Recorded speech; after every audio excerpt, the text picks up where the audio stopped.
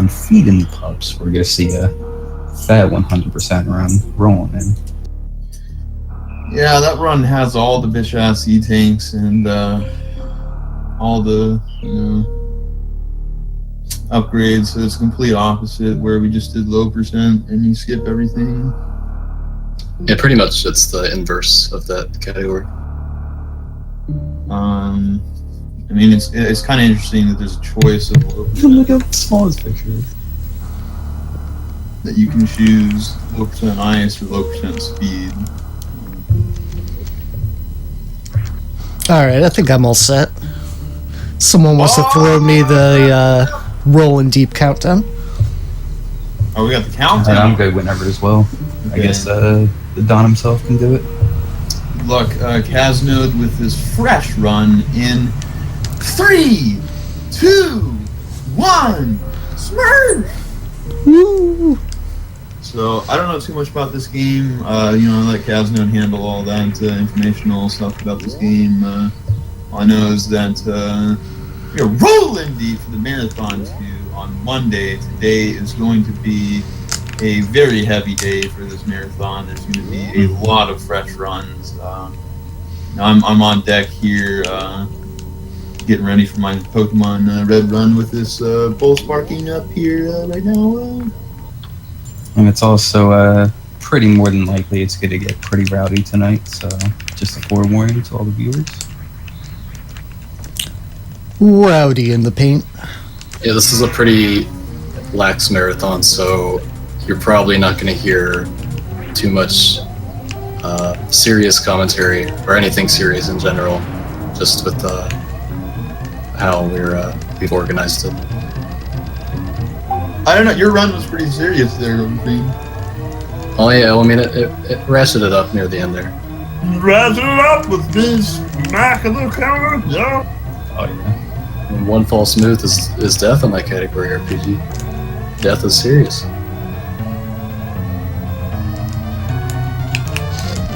A moment of silence as RPG contemplates his mortality. Contemplates how he's going to get a job with that first degree charge on the rig.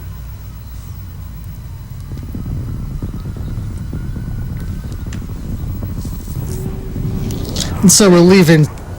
Yeah, I missed the D-boost in the last room, but... No, I was going to say you crushed my series time. Oh, nice. I got like a high 41 in that run earlier. So in terms of just the ammo, so normally in any percent you do 15 missiles, 10 supers. Is it just 5 power bombs, if I remember right? Or, yeah, it's anyway, 10, 10, 5. And 100% is quite a lot more than that. Do you have the specifics on each count, Mr. Fiend? It's like 255 missiles and... It's 230 missiles, 50 supers, 50 power bombs, and all the other assortments that you get. Because it's 100%, you get everything. 14 E-tanks, 4 reserve tanks, although you don't really see them fish meat used unless something horribly goes wrong. Yeah, you're going to see this run open up pretty similar to most runs, but around Red Brinstar or so, you're going to see a lot of deviation. Do you do Ice Clip or no? I do not. Okay.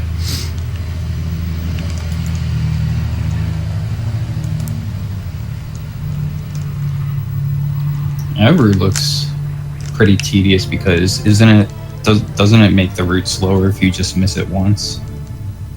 And have to go back and like reposition and readjust?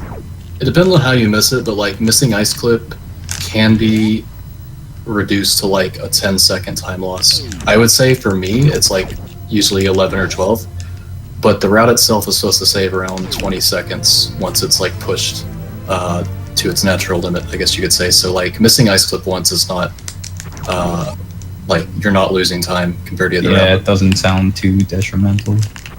But missing it 2 or more times, then yeah, you're definitely losing time comparatively. Yeah. Arguably, Ice Clip isn't even the hardest part of the route change. There's some stuff in Wreck Ship that can be pretty tough because of the reduced amount of health you've got. Yeah, so in this route you fight Crocomire before wreck ship, which gives you most notably an extra E-tank, an extra power bomb pack, and grapple beam to use in the wreck ship. So the ice flip route is down an energy tank and a power bomb pack, which can matter depending on how things go and how you execute. Oops.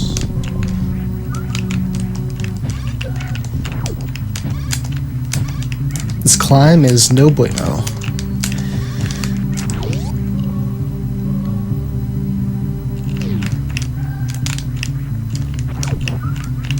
We're getting all that health back, though.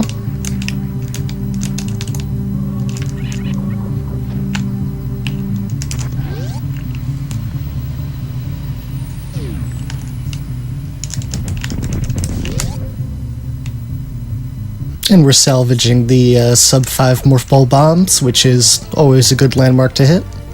Oh, Yeah. you want full health going into here, because if you do, then all the drops that the bombs Razor will give will be missile drops. Otherwise, if you're down health a little bit, you can drop health as well, which is bad. Yeah, the only thing is you can still drop nothing out of the eggs too, like if you are unlucky. Like I was.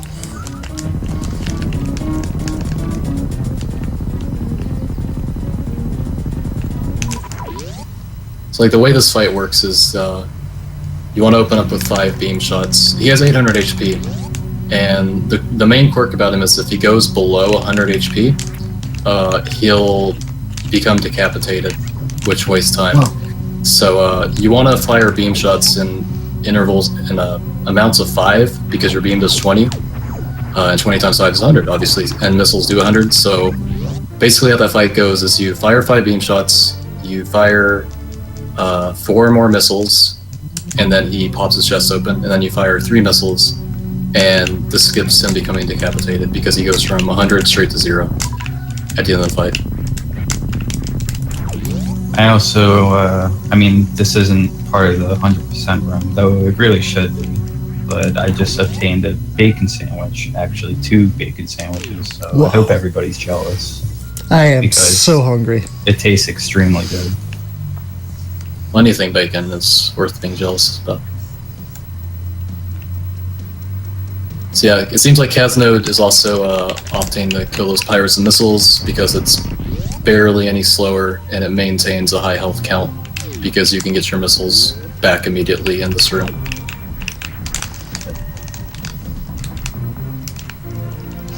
And now as we grab this first super missile, this is where the routes first start to deviate. Sup, Jeremy?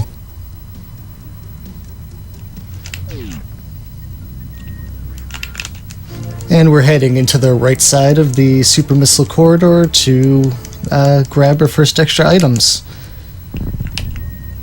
Couple of extra missile packs here, and then we'll grab the reserve tank heading back.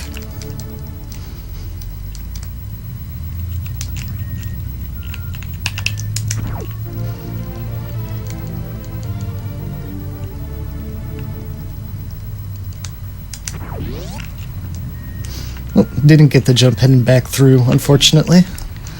That mock ball is nice to get, saves a bit of time, but it's a bit of a tight one.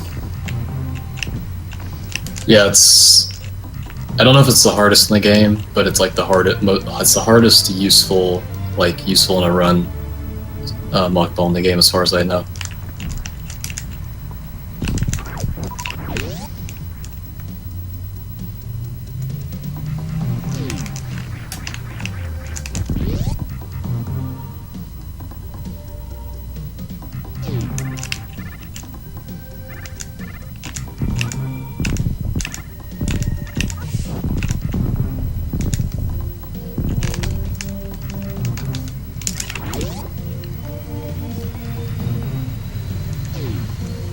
Door bomb.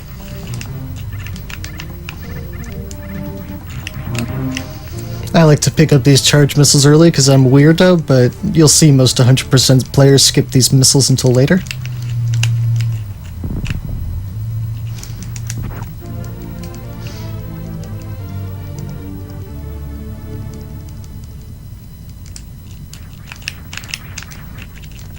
Definitely digging the 4 supers and 20 missiles going on right now.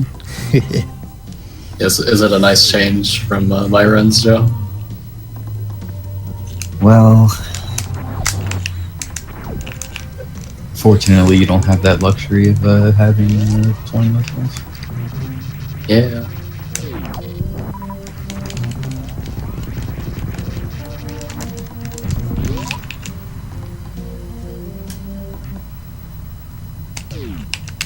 There are still a couple of points of this run where you want to worry about your ammunition, but for the most part, you can be pretty free with all of your ammo.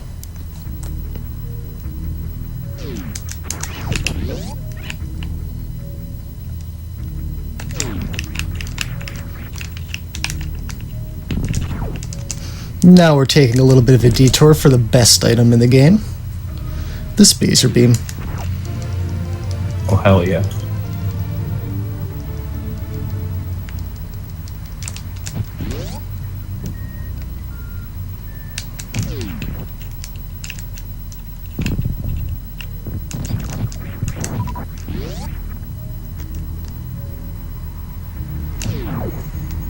I hit the door.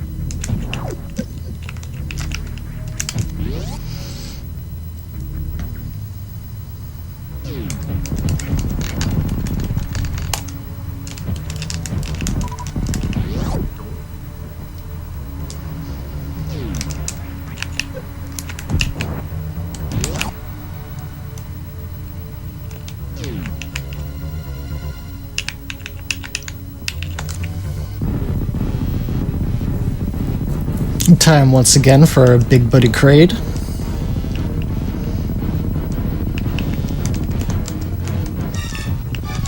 Who goes down in about 5 seconds. My kill isn't as swag as Overfiend's quick Crade kill, but it gets the job done. Mm-hmm. Yeah.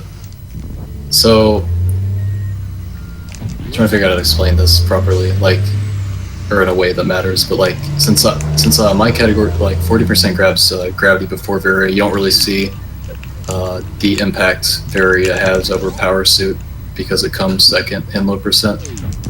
But basically, Caznode is only taking half damage from the environment now, and he's protected from heat, so he can freely travel through Norfair.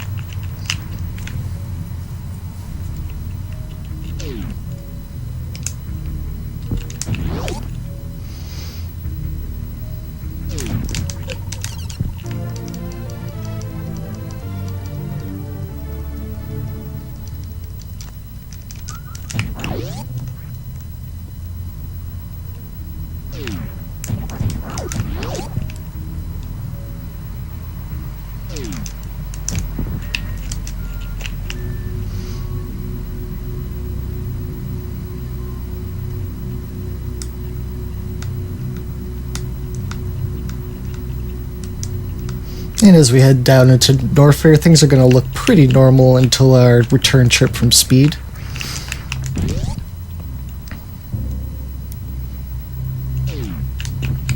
Looks like we'll get that E-Tank on our way back. Yeah, if you're familiar with Crade First, any percent, it's going to look quite a bit similar. You're just going to see like a few extra missile packs, I think, compared to that route. Yep.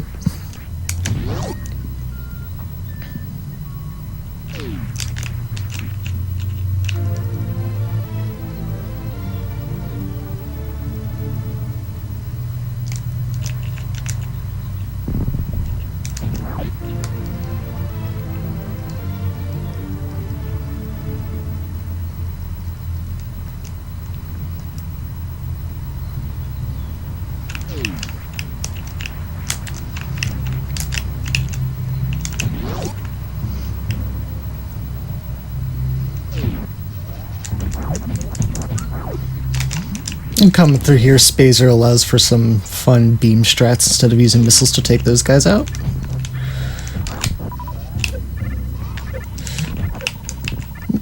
We're grabbing the lava missiles here. Unfortunately, this guy likes to get in the way, but we can take the damage.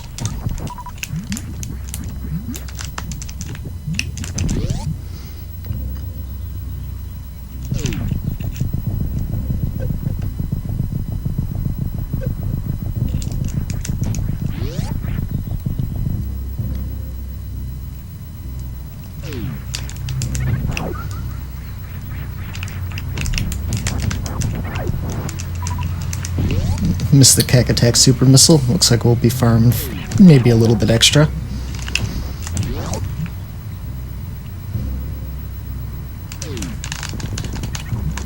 And coming up through here in Speed Hallway is a set of what might be the easiest missiles to miss in the game.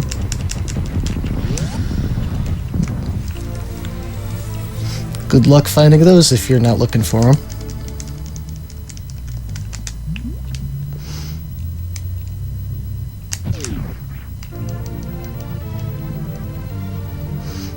And now we're grabbing the Speed Booster, which lives up to its name. Speedrun booster.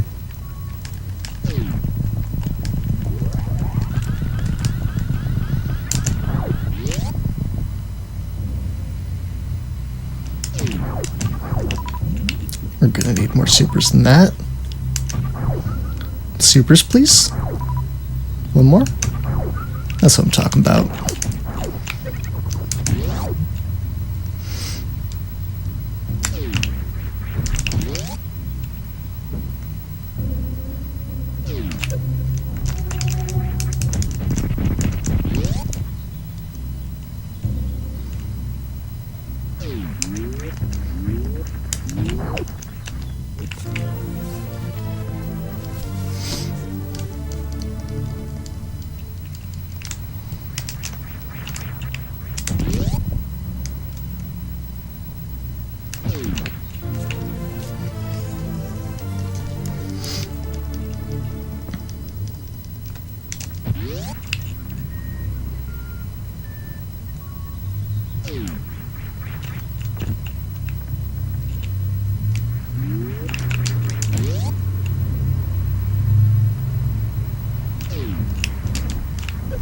Oh, that's not the way you want to deboost at all.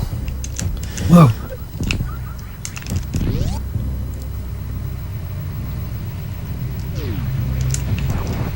Yeah, that DB. Yeah, that's I hate when actually, that happens. yeah, it's pretty common actually for that to happen as far as mistakes go in there. And now here's where 100% starts to look a lot different. We're heading down into our good buddy Crocmire's lair. Yeah, you saw what this room looks like earlier, but you didn't see this area over to the left with the gate, which you can get through because of his wave beam.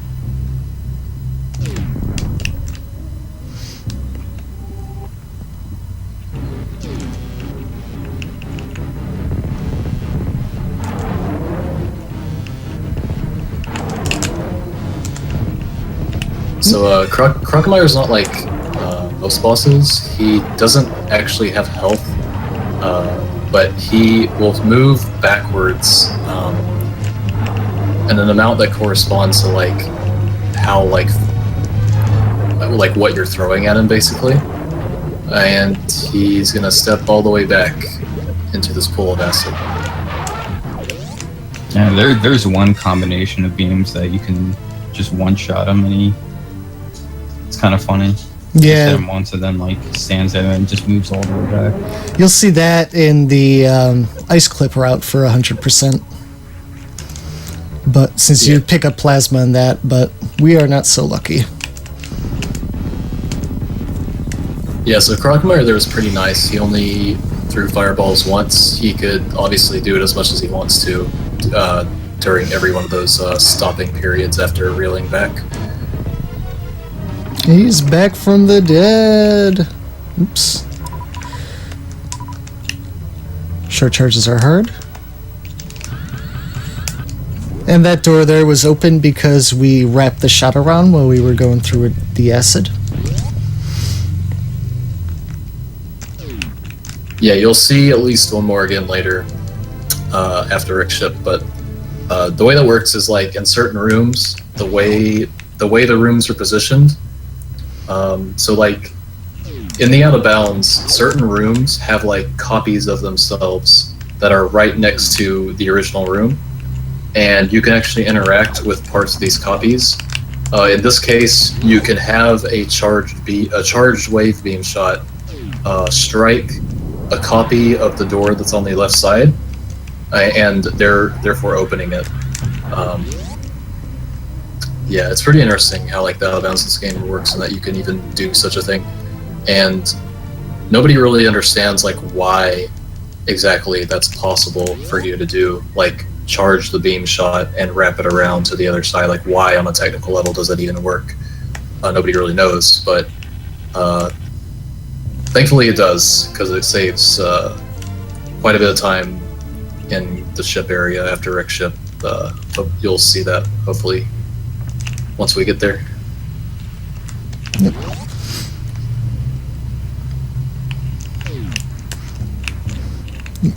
That little maneuver there with the grapple beam to get those missiles is one that is commonly missed. I'm glad that it went well.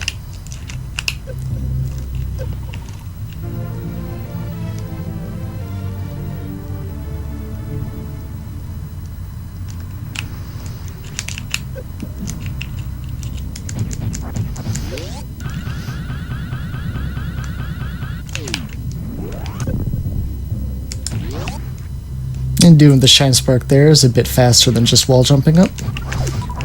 We're low on supers and health though, so we're gonna just farm these guys a couple of times and we should be good to go.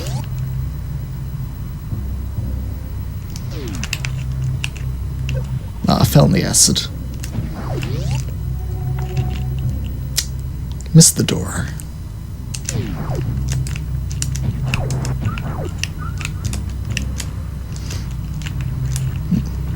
The grapple beam is one of the hardest items to use well in this category because of Super Metroid's item switching mechanics. Having to press 4 times to scroll over is actually a pretty big burden as far as, you know, what you can handle with the controller.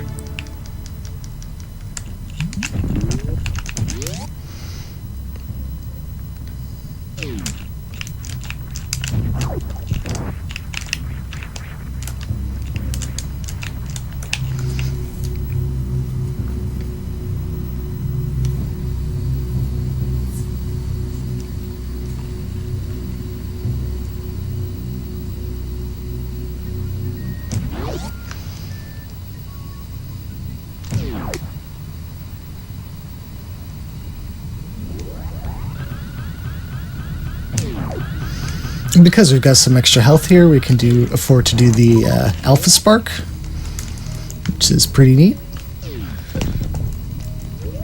And say bye to Spazer forever.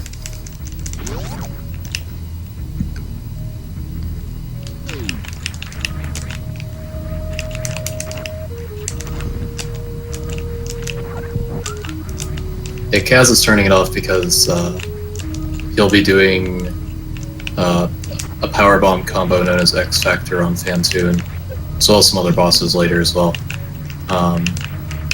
And it's basically, the damage it does is worth the time spent pausing to disable Spacer for it, because you need to have just wave and charge enabled in the menu for it to be possible to use.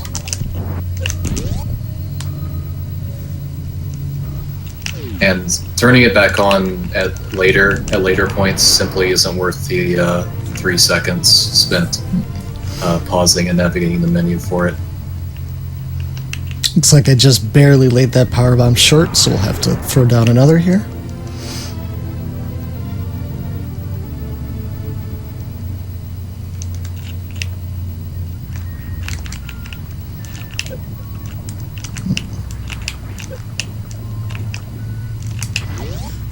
Hopping all slow through that room, but we made it out, so it's fine.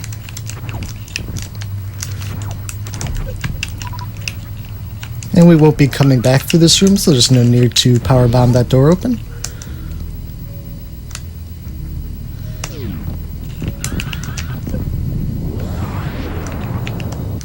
Is there still one over there? Yeah, there is. There we go.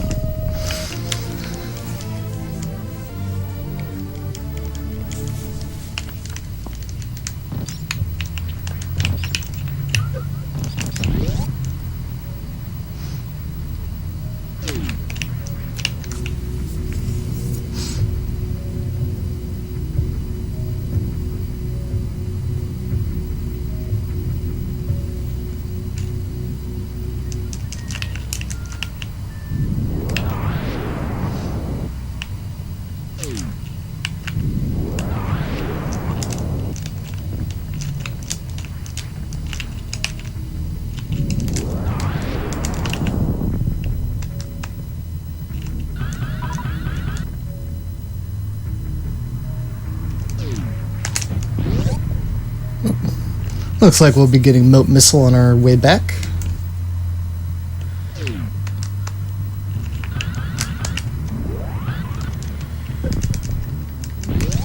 So my health here is a little bit skimpy, so we'll have to play it a little bit safe on Phantoon, but it shouldn't be too much of a problem.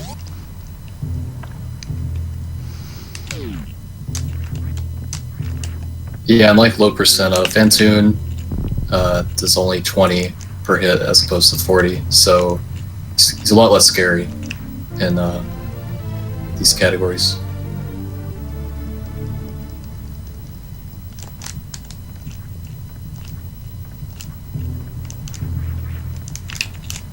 You do want to try your best to conserve health through the wreck ship, though, because there are a few difficult rooms coming up that can do a lot of damage if you're not careful.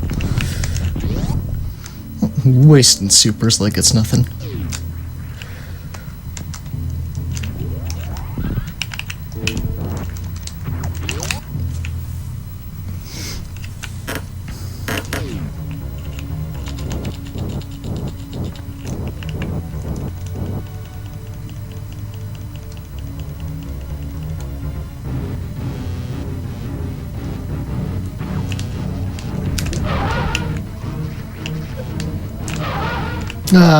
We messed up their first X Factor. Looks like he'll be doing a mid pattern, so we should be able to recover.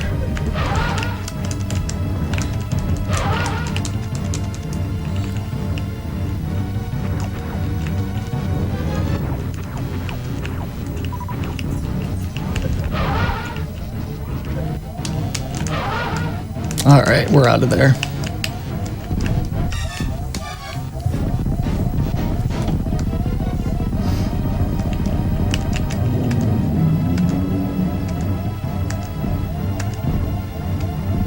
Congrats on living. We livin'.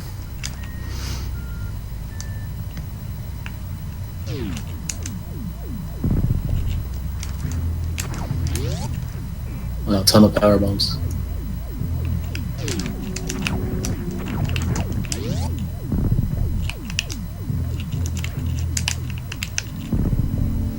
Oh, that's right. I'm supposed to use power bombs there, but shouldn't be a problem. Didn't get the good deboost, so we gotta delay this power bomb a touch.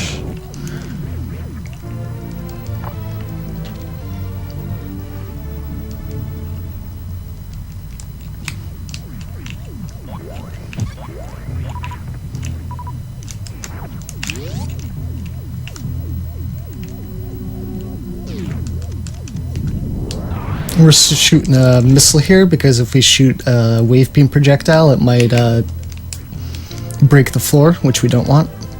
Yeah, if you're crouched, it pretty much will, I think.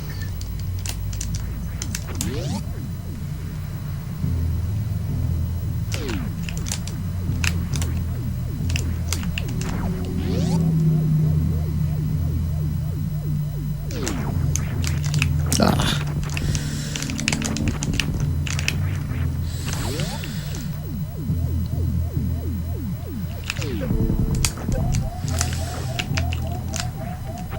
Alright, pretty good gauntlet there.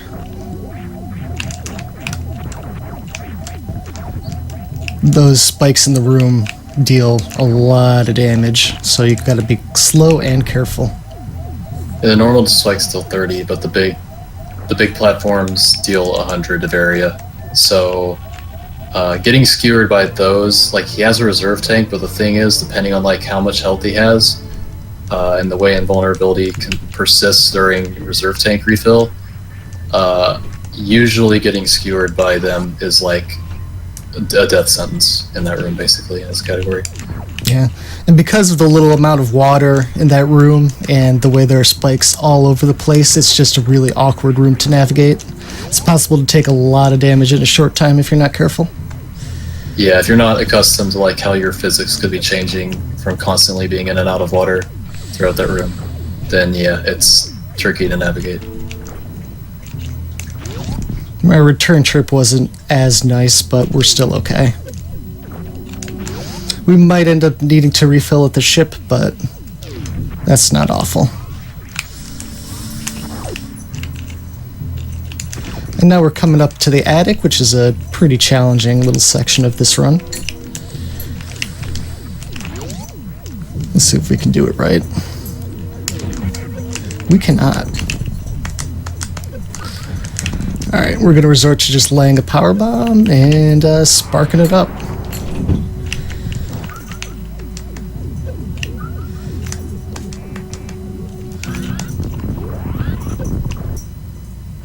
And unfortunately, with doing the Shine Spark late like that, the side effect is often enemies move around, so gotta go back, kill the thing.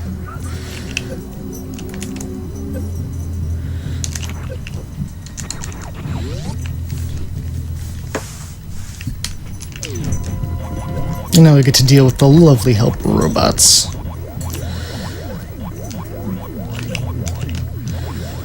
Yeah, this is some people even would consider this the worst room in the category, just because of how difficult these guys can be to deal with it.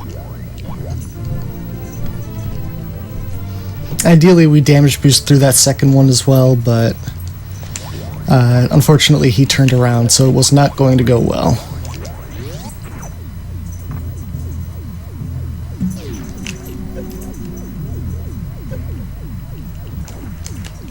We didn't get our speed boost there, so going slow.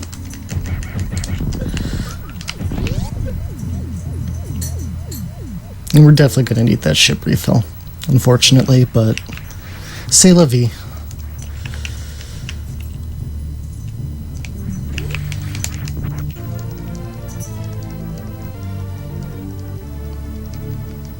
Grabbing the ceiling missile first try.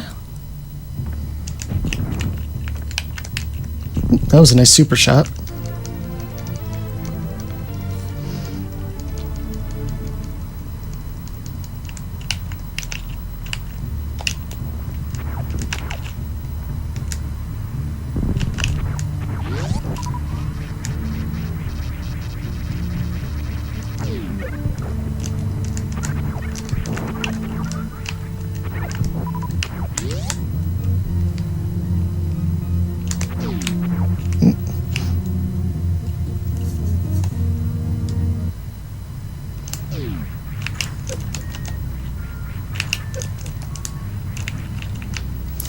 It's possible to lay a power bomb there that clears the blocks below us early, but it's kind of precise, and you got to take extra damage from the spikes, and we're just going to make it easy.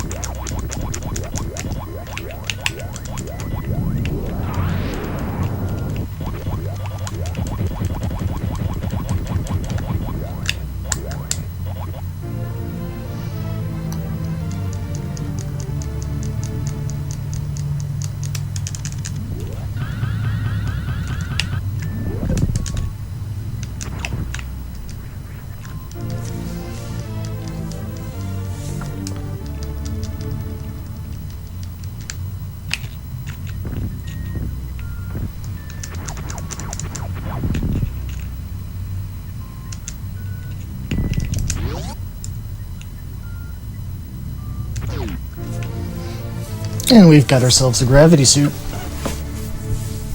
And now we can move freely through water, which very quickly comes into play for getting this next missile pack.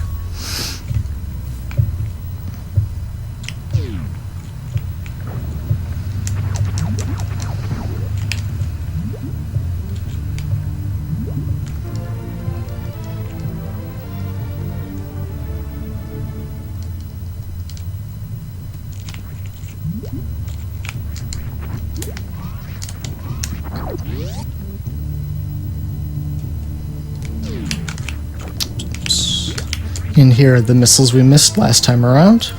Easy enough to pick up now.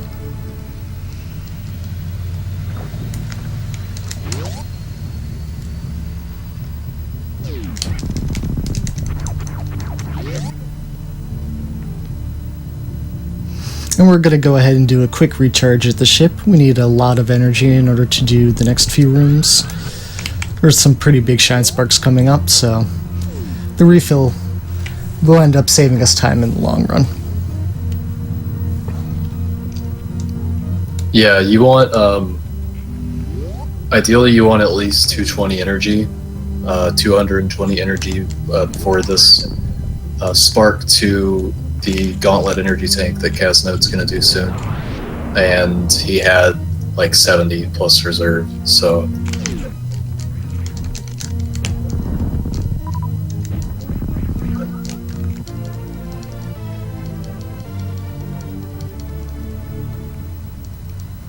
As you can see, we already have 100 missiles at this point.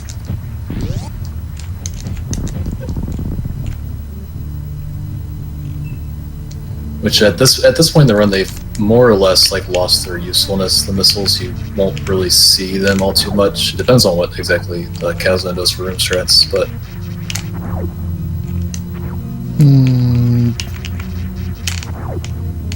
Don't seem to be getting it, so we're going to have to switch back to Spazer. Sorry, I lied when I said Spazer was dead. We didn't want to open that door, though. That might be a problem.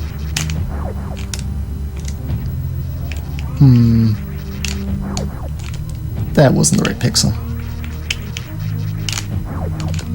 There we go. We've got our wraparound shot, which means we can now do this. Whee! Yeah, with Spazer on, it requires, I think, a slightly less strict of a position to actually hit the door. When you don't have Spazer, the beam is, I think, not as wide, so that changes where you need to stand and how big of a window there is and where you're standing. So yeah, that spark is why Caznode felt the need to refill. It's because it takes at least 200.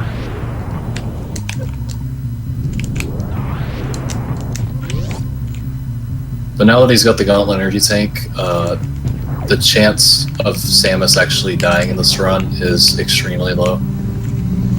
Knock on wood. I can find a way. We're being nice and careful to go slow through this room. If we accidentally fall down one side or the other of the crumble blocks, it takes a very long time to go back around.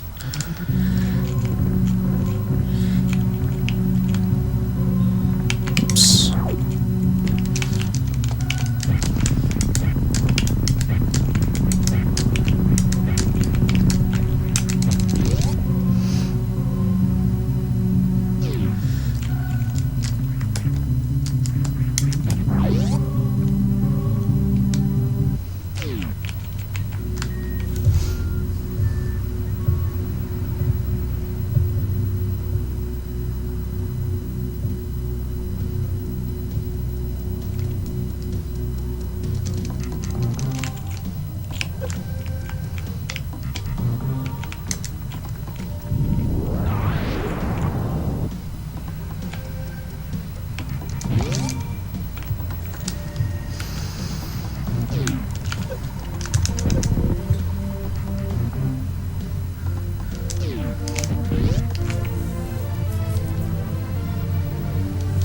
And here's the cheeky energy tank. If you don't jump right there, well, you'll see what happens shortly.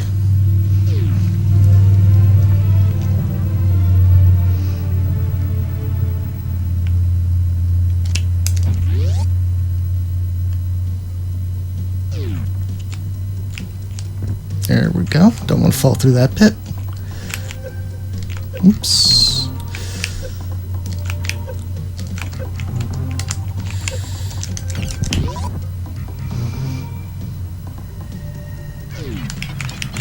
Say hi to the animals. That's the last we'll be seeing of them.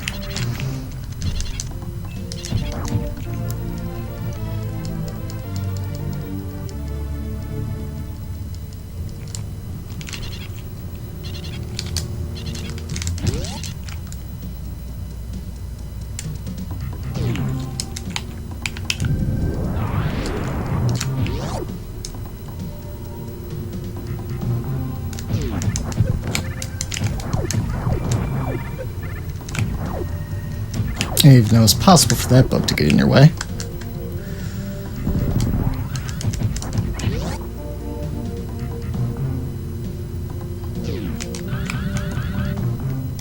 Oops. Oh boy. Oh boy. Where are we going? What are we doing?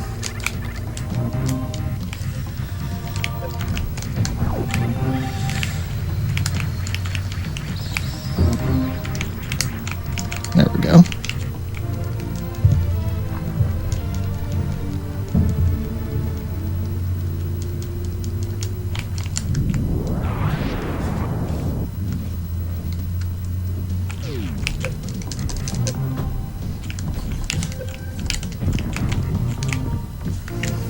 If you're a pro, you can manage to jump back up through those crumble blocks. It's a trick known as Mission Impossible.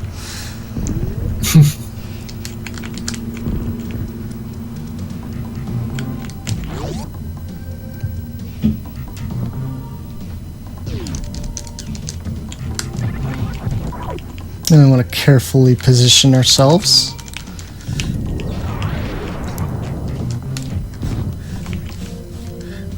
Oops.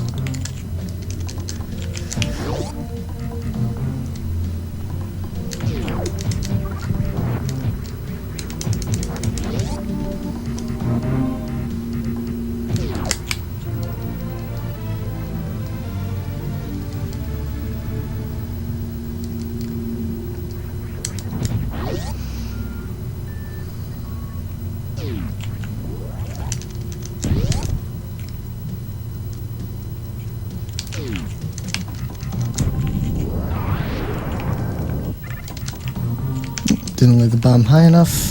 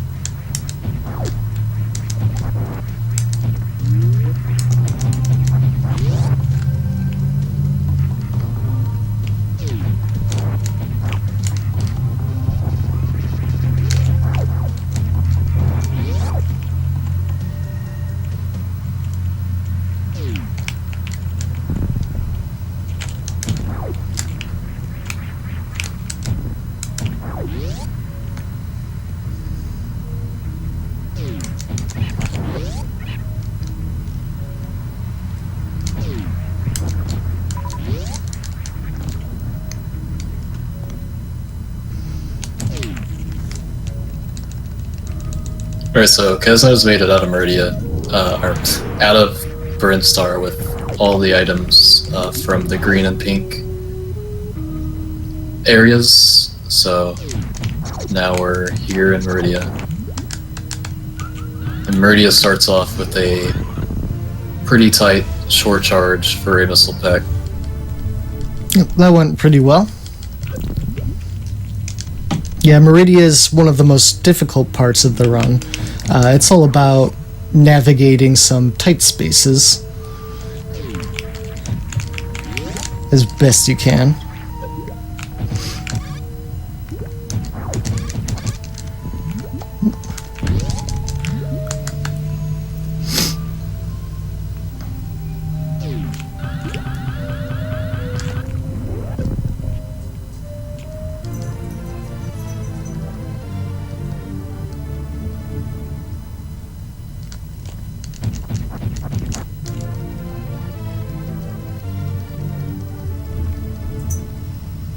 Alright, picking up both sets of the Mama Turtle packs, no problem.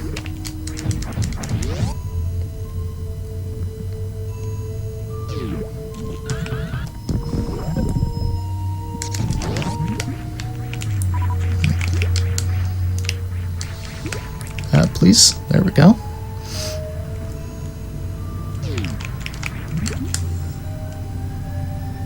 Now we're picking up what's affectionately known as the crab supers, mostly because there are crabs all over this little part.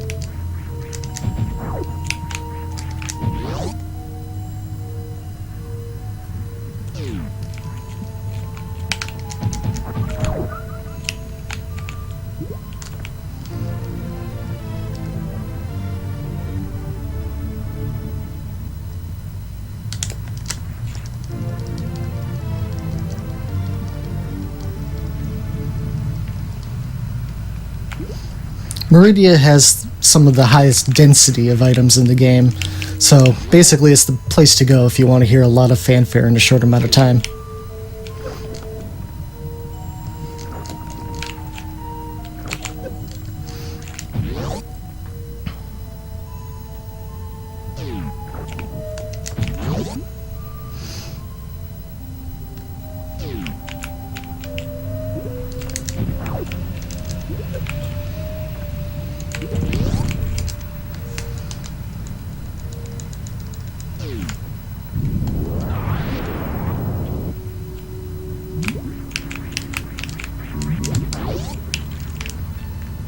And here's where we actually say goodbye to Spazer forever.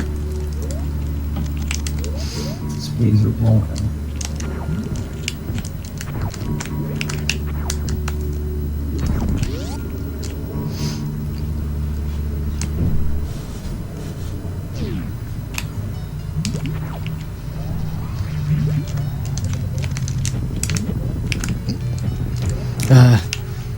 Got a tough Batoon pattern there. Some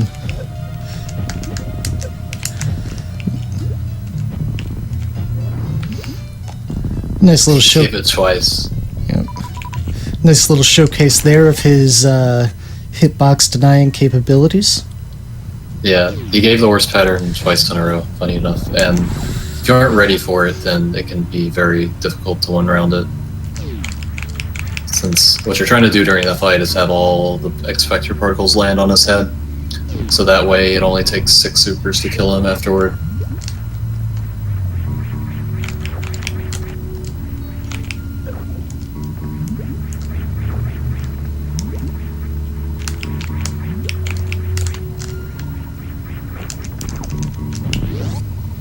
So that right there in the Coliseum was the halfie, and that's what I was mentioning during my run is low percent speed can also do the halfie even without high jump, but it's actually even harder as far as a frame window than like getting the full halfie, which would get you all the way across the room.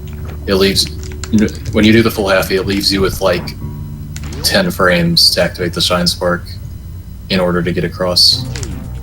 If your climb up the wall was clean.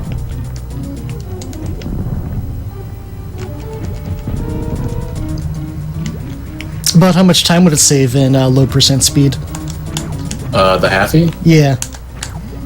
I want to say it's like similar to how much time the full halfie saves over the halfie. Like it's probably around 6 seconds if I had to guess, but it costs 60 energy, and you kind of want a lot of energy for Dragon, like just to be safe that you don't get chained to hell after doing like 3 Shine Sparks or whatever. Now entering Swoop City. This is a terrible fight.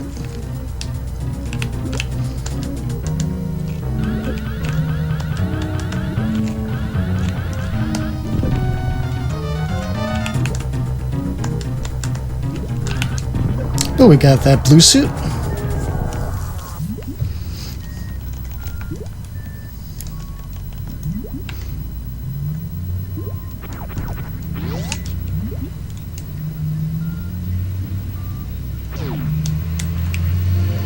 Yeah, so if you were here for low percent, you already kind of know what this does, but when Dragon dies, it forces Samus into a standing pose, and if Samus happens to be Shine Sparking when this forced pose change happens, then it gives blue suit, because basically blue suit is when a Shine Spark gets interrupted. That's like the result. And as long as you never activate the run button, then you can have this indefinitely. And when you press down, it activates the Shine Spark from it.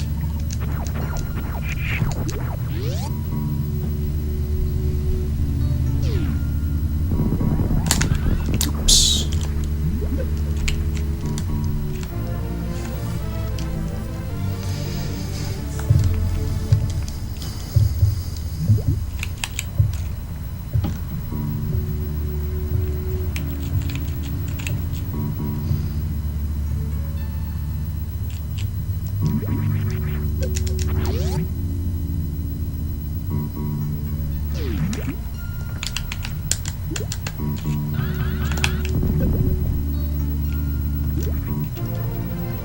There's some really fun speed keeps you can do there to get up through that instead of sparking, but they're actually kind of dangerous. It's possible to soft walk in this room.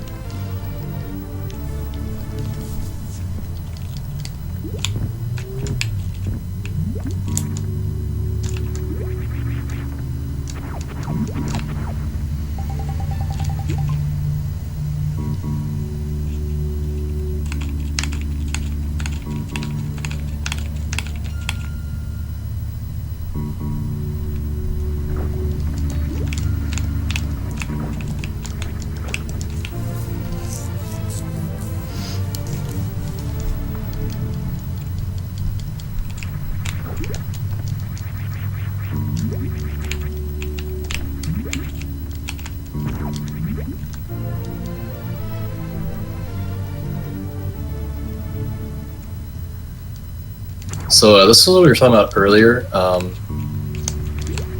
Coming up is a series of rooms where the intended quote-unquote way am I going?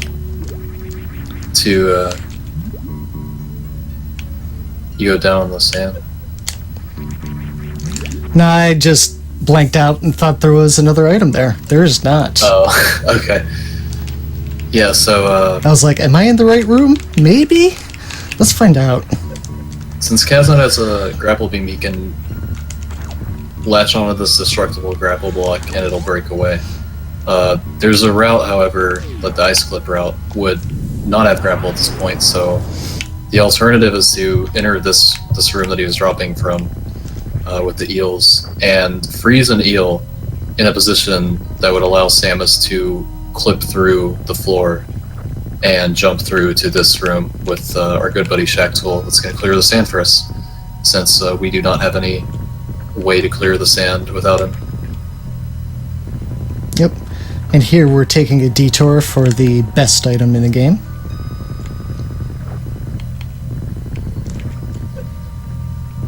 Yeah, you only ever really see this area in 100% categories.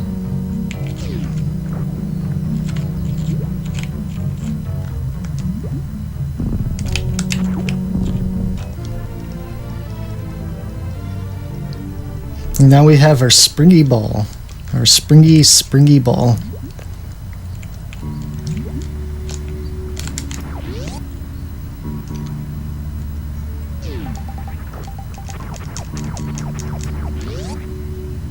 What kind of monster kills Shack Tool? Why would you do that? He's your buddy.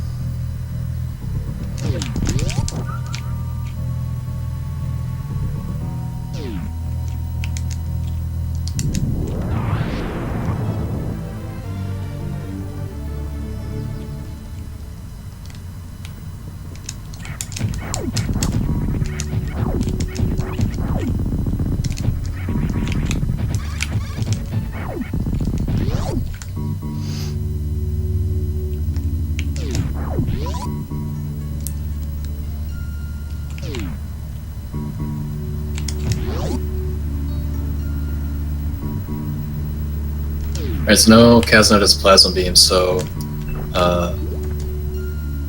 his beam is very, very strong now. He deals like, I want to say Wave and Plasma is like around like 750 or something, I don't remember the exact number, but Maximum the damage. Whoa! Maximuming the damage, yeah!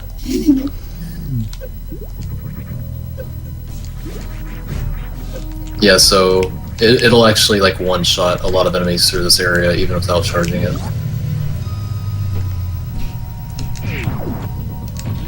Yeah, Plasma's special property is that it passes through enemies. Spark it up! And we fell in a sand pit.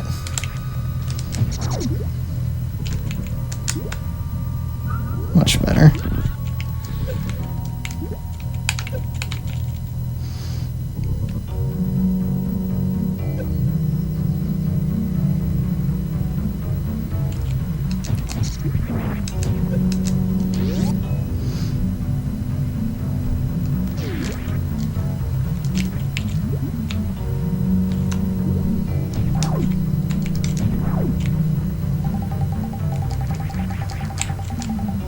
Shoutouts to snails, best enemy in the game. Mostly because of the sound they make.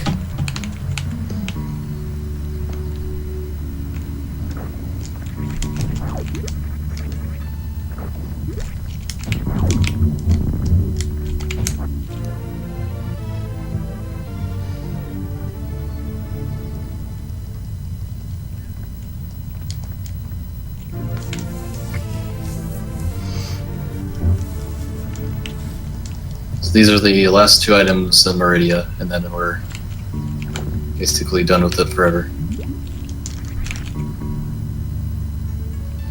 Done forever, yeah. Gonna visit much hotter pastures now.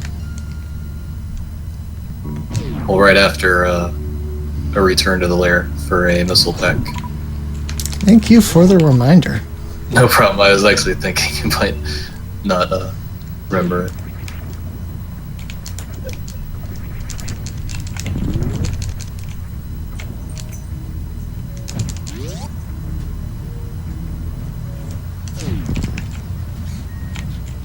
If you're a boss, you can do some pretty sweet spring ball strats there.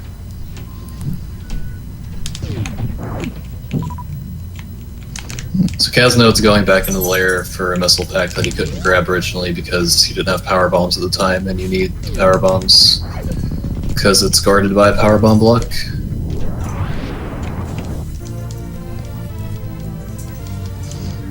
There's actually a route you can take in this category of grabbing a PB pack early from Red Brent Star to grab this early, but funny enough, it's like almost exactly the same speed room for room, or at least like once you like calculate all the room times together.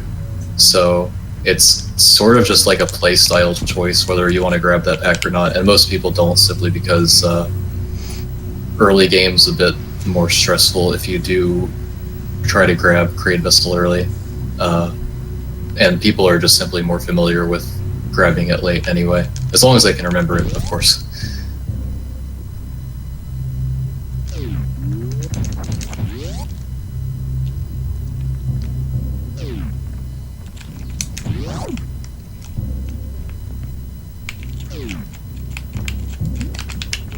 So now Kazno's grabbing the last beam of the game. We didn't grab this before X ship because, well, the way 100% works is you basically either grab grapple or ice in order to get the spring ball. You don't really grab both, and you shouldn't grab both. Either grab one or the other, and grab the other one later on after Meridia. So he's grabbing it now in this route.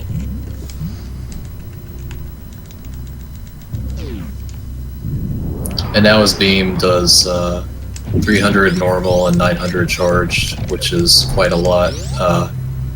You'll see the low percent fights I did where even after all the ammo I had, Ridley still took 150 charge shots to kill. Ridley and Mother Brain both go down in just 20 charge shots with this beam combination. So you're not going to see them for nearly as long in this category.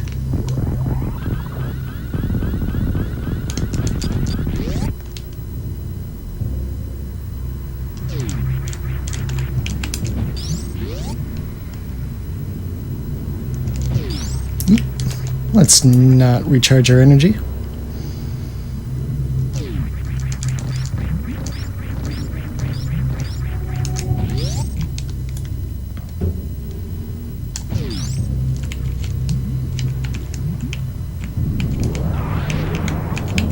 Miss the door. Who misses the door? Oh yeah, this is a little too high. Yep. Too high. Higher than clouds.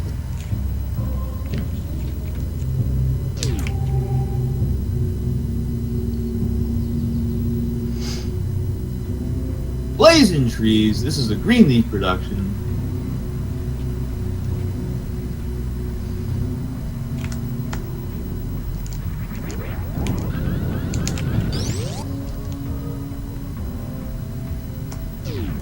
Ah, that was almost good.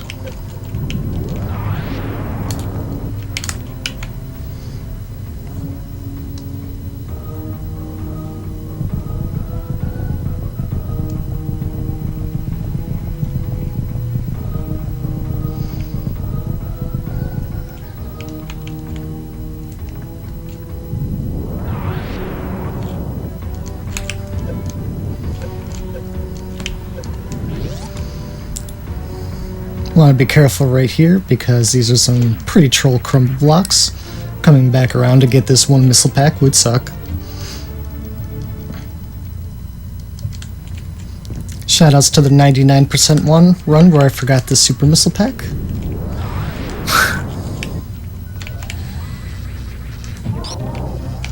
Yeah, since that floor is crumble, the missile pack, if you miss it, you're losing at least a minute. There's a couple like that in this this game when you're doing this category. That's possibly one of the most infamous. So where Caznode is crouched right now, Golden Treezo simply can't do anything to Samus in that position, so you're free to just spam charge shots up through him. And if he's on the ground, or if he's not descending from a jump, then the charge shots will hit him twice.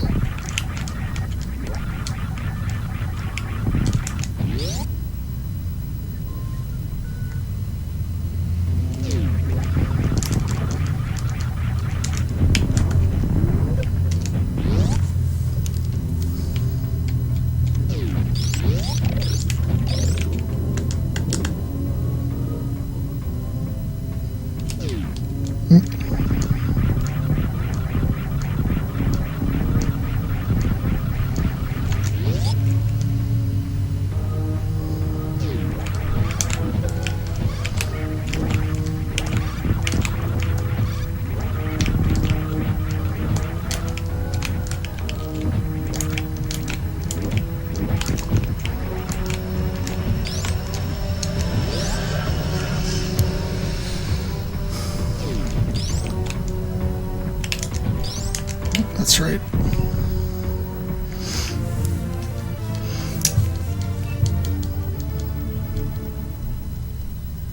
Here are the Mickey Mouse missiles, so named because of the pattern of the blocks above it. Personally, though, I like to think it's a nice little heart.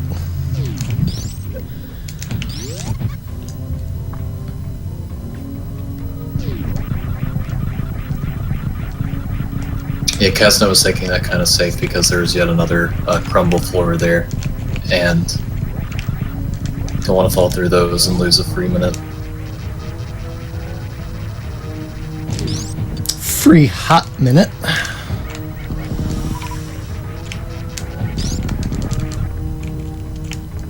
So we got Screw Attack for beating Golden Treezo, and even though the beam is pretty strong too, the Screw Attack actually does significantly more damage than pretty much anything outside of like Shine Spark Echoes. Like if something's vulnerable to Screw Attack, it basically kills it in a frame, because Screw Attack does 2,000 damage per frame of contact, and nothing in the game that's like vulnerable to Screw Attack even has enough health to survive a frame's worth of its damage. So it's an immediate one-hit kill on anything that's vulnerable to it. So now he can just like spin into most enemies to kill them if he wants to.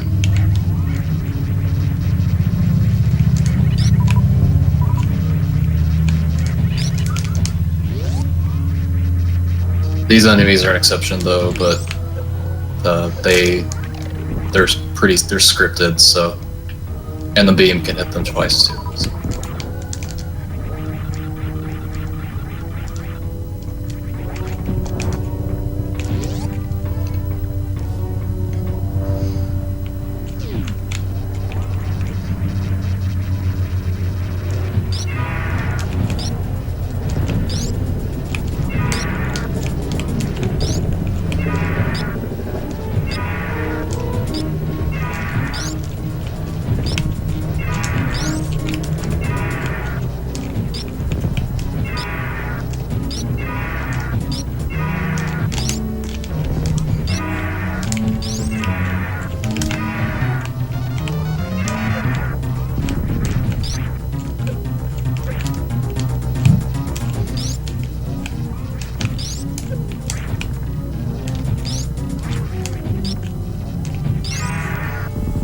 That was a pretty mediocre Ridley fight.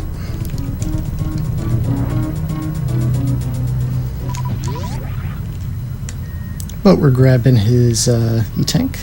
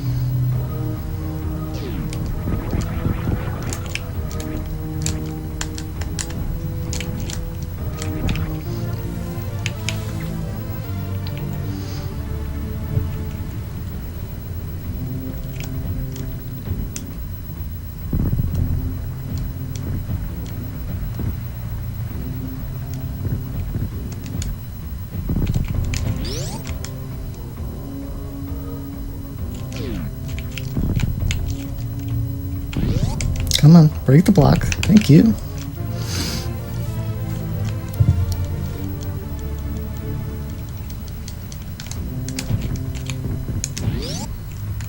You know you can actually shoot that block out, right? Yeah, Oh, okay. I'm Wasn't sure. just awful. It's like I wasn't trying to be like that. No, I didn't think you were. Okay.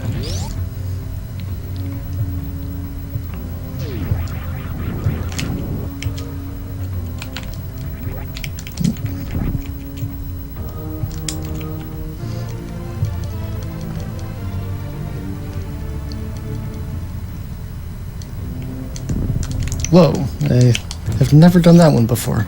Okay. So you can see how much less stress. I mean, besides the mass amount of energy tanks, you can see how less stressful this area is with just screw attack and tow. Don't have to really worry at all about what the key hunters, the side hoppers, the pirates are doing. Just spin right through everything. Spin to win, baby.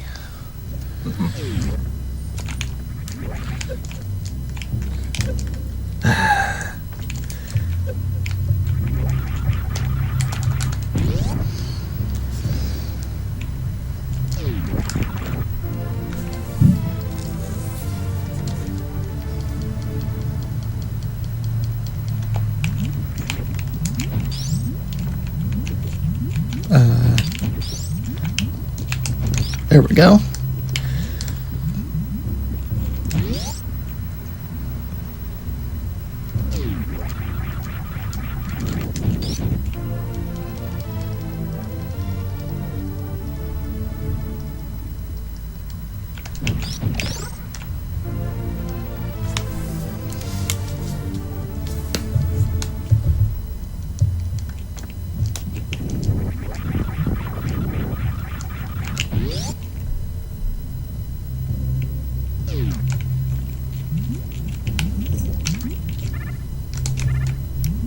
That's another shootable block that I'm not shooting.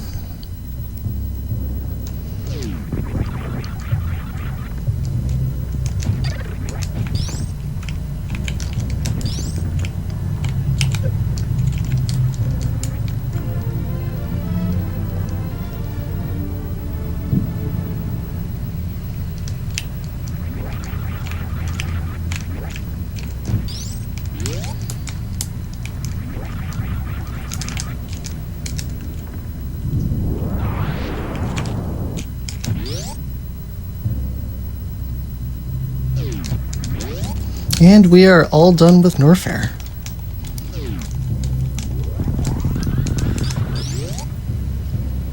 Time to get out of this literal hellhole.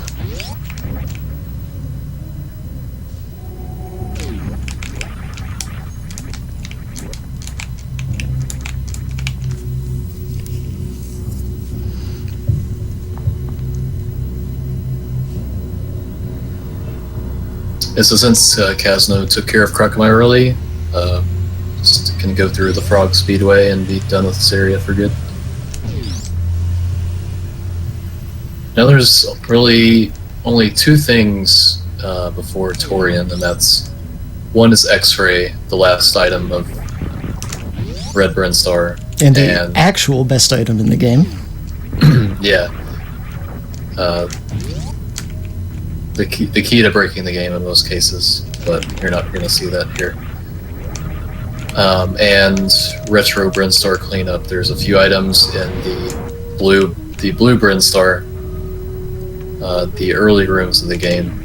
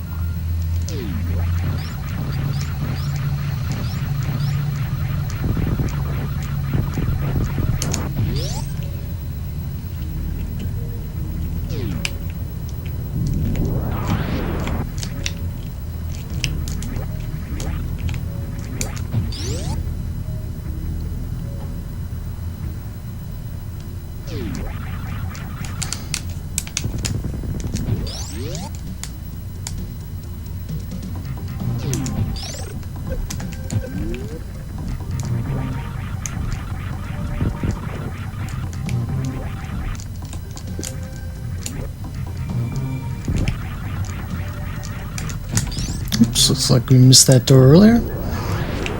Not tough to just bomb it open now, though.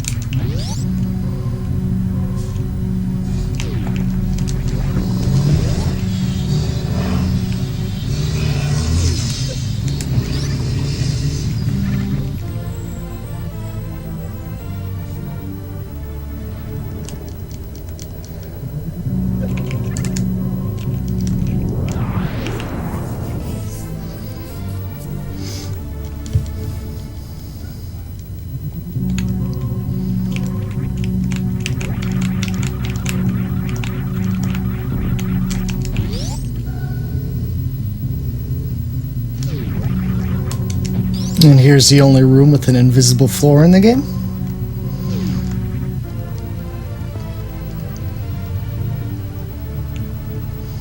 And here's probably the dirtiest trick the developers pull.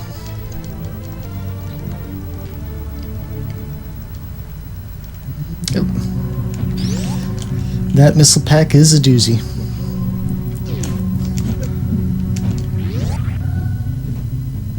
Yeah, the only real indication that it's there is just the potential thought that, like, why would they put this pedestal and all this effort just for a missile pack, you know? Yep. There has to be something else, and there is. A second missile pack, even better. Gotta have them missiles. Oops.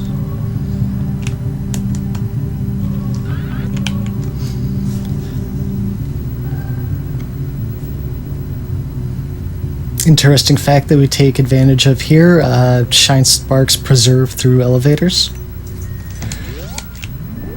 Yeah, elevators kind of like pauses Samus's state in the game, so it pauses the shine spark timer in this case. So even though the elevator takes like 12 seconds, and normally a shine spark charge is only 3 seconds, it pauses it to allow for shine sparking through the pit room.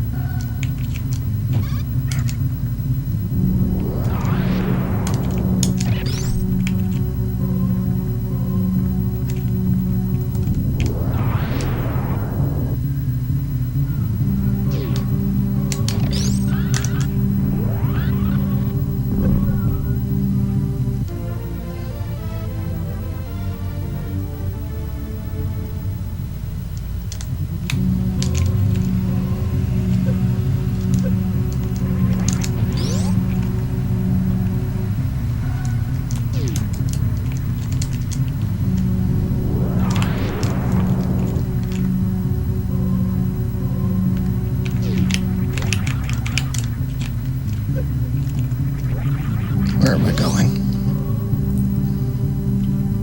The room on the left. Yes.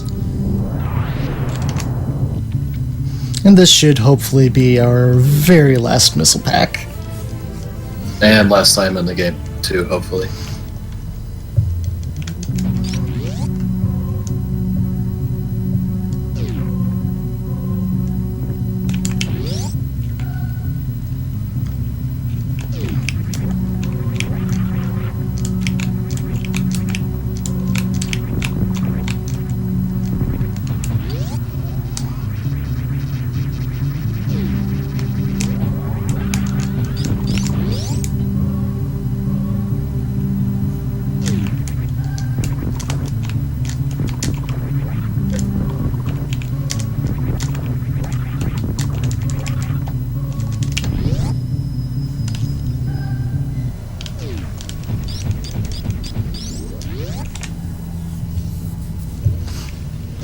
Ooh, check that 122 gold for time.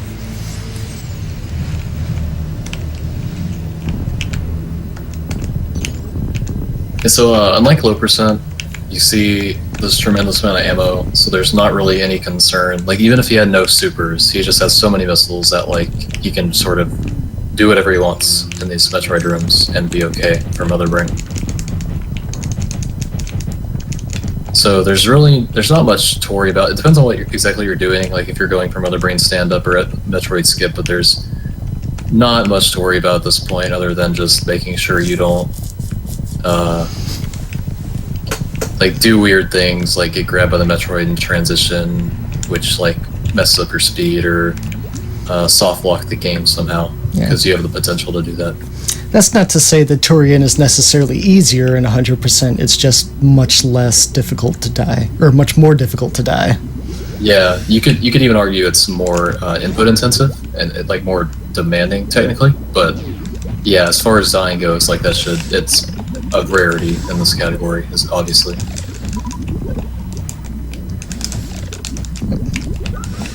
But this is one area that definitely tests your usage of the item cancel button, which is something that you're not normally using too much. Oops. Yeah, you wanna. It's preferred that you item cancel, because if you item swap to get off of supers, then you'll reach X-ray at some point. And if you're holding run when you swap to X-ray, then you activate it, and you can accidentally activate X-ray a lot if you're not used to using item cancel. Yep, it will stop you dead in your tracks.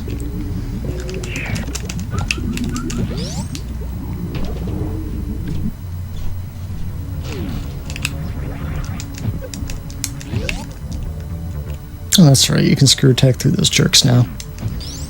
Yeah, you can see Caznode with a comfortable 34 super count, so it's no fear at all for getting through the first phase.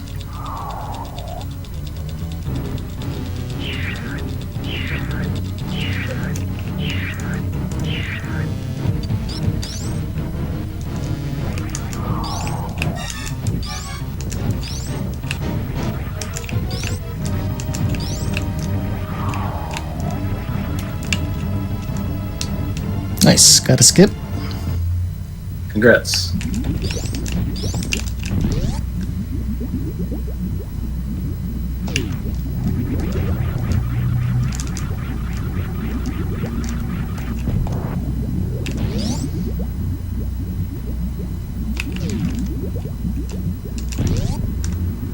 Oh, that's right, I need to unequip stuff. Varia and screw attack. Yes.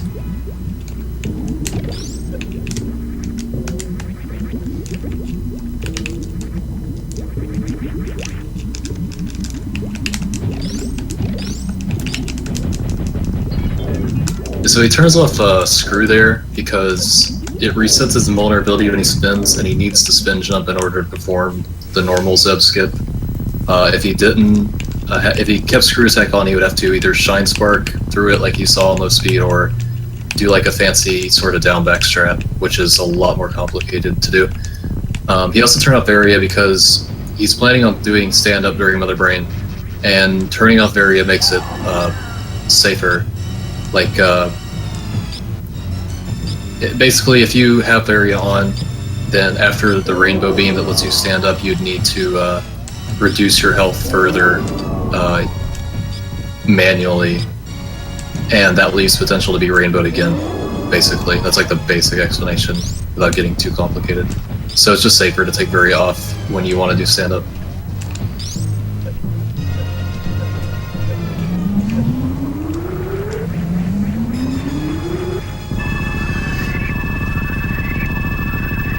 So now Caznode can do stand up by having at least 700 HP in energy tanks.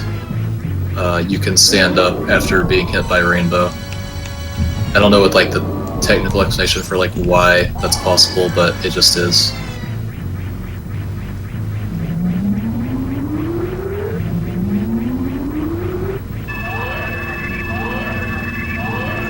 Mother Brain might keep attacking if you don't put yourself below 100.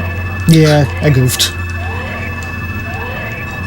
But now because of that, Caznode can now stand up during this phase, and There will be a point where the Metroid detaches from Mother Brain's head, where she'll gain her energy for her third phase, and Caznode, because he's standing up and can charge the beam, can deal damage to that phase early before being given Hyper Beam. So it saves around 15 seconds, this ability to damage her third phase early before the Metroid gives you Hyper Beam.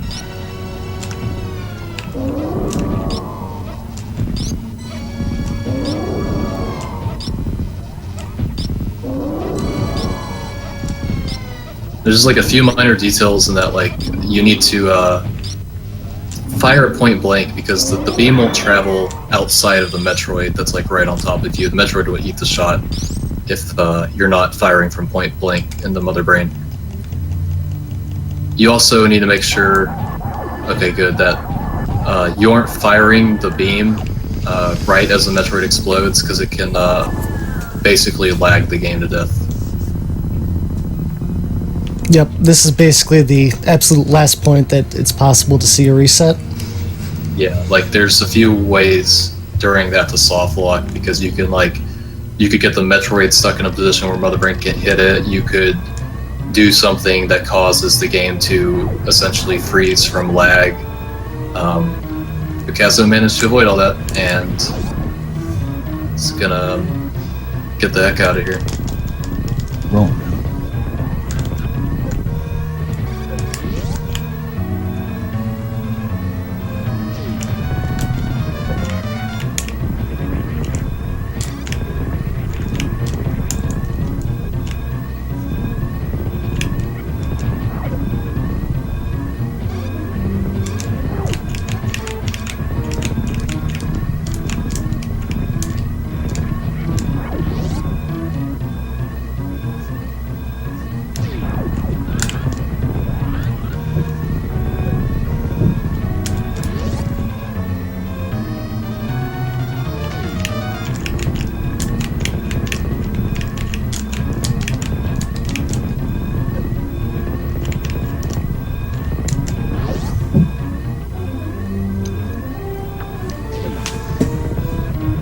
And time. Looks like we're hitting just over that 130 mark, which is a little bit of a disappointment, but you know what? Didn't die. I'll take it. Yeah, finish the run.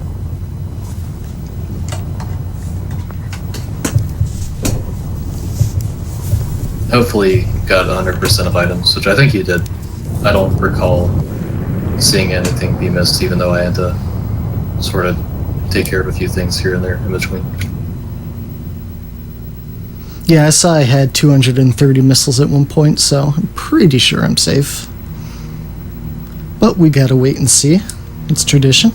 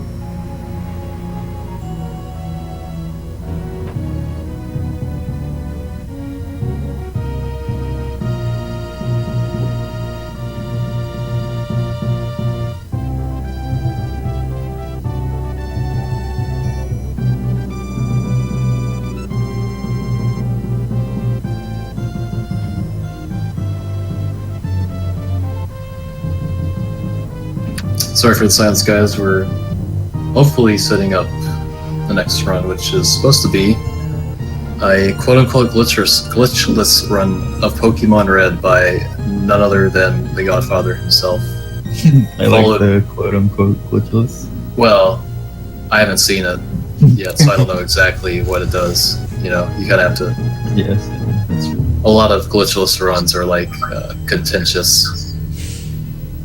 Well, there's RPG? only one thing that is on the table, and for Japanese runners, they consider the Pokédoll usage to be a glitch that allows you to run away from a Marowak. So that's basically the only thing that's questionable, but that's like an item that you can use. So the Americans say fuck that shit. Alright, fair enough. And then we got 102% of the things in DKC2 by Void right after.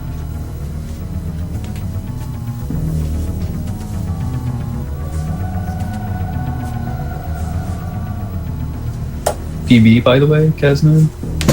Not a real PB. I think I had one in a one of my tournament races that was like a 126 something. Nice. Your Deuter still says 130 though. Yeah, I haven't updated it. I didn't. Okay. I intended to beat it, but you know how that goes. And hey, true 100%. This run is legit.